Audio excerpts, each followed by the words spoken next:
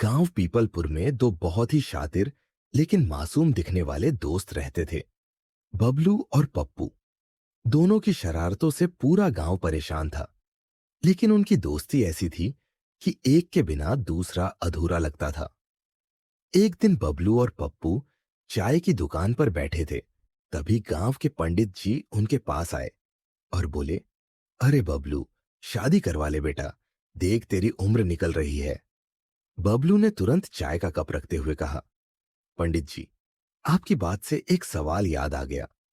शादी करने के बाद आदमी खुश रहता है या दुखी?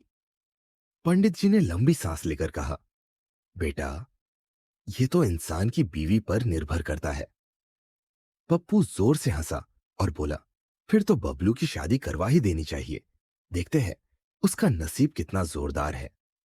और इसी बात से शुरू हुई बबलू की शादी कराने की मुहिम। बबलू शादी के लिए तैयार तो था, लेकिन एक शर्त पर।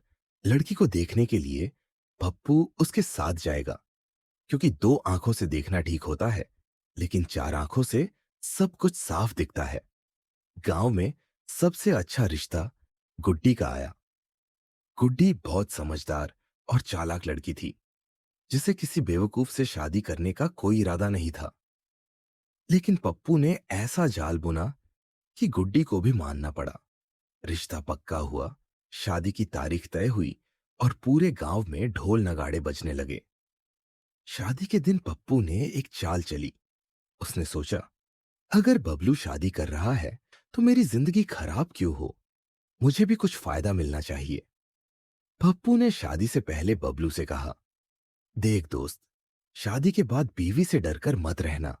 मर्द को हमेशा मजबूत बनकर रहना चाहिए। बबलू ने सीना चौड़ा कर लिया और बोला, तू चिंता मत कर, मैं मर्द हूं, शेर की तरह दहाड़ूंगा। लेकिन शादी के फेरे खत्म होते ही बबलू की असलियत सामने आ गई। पहली ही रात गुड्डी ने बबलू से कहा, बबलू जी, आपकी कुछ आदतें बदलनी होंगी। बबलू ने डरते हुए पूछा, कौन सी? गुड्डी ने घिनाते हुए कहा, सुबह जल्दी उठना, नहाना, साफ सुथरे कपड़े पहनना, झूठ बोलना छोड़ना, और सबसे बड़ी बात, अपनी मां की जगह मेरी सुनना। बबलू के चेहरे का रंग उड़ गया। पप्पू ने अगले दिन पूछा, कैसा लग रहा है शादी के बाद? बबलू ने लंबी सांस लेकर कहा, भाई, शादी एक ऐसा इम्तिहान है जहां आदमी खुद पास होता है, लेकिन उसकी मर्जी फेल हो जाती है। एक दिन गांव में सब लोग बैठे थे।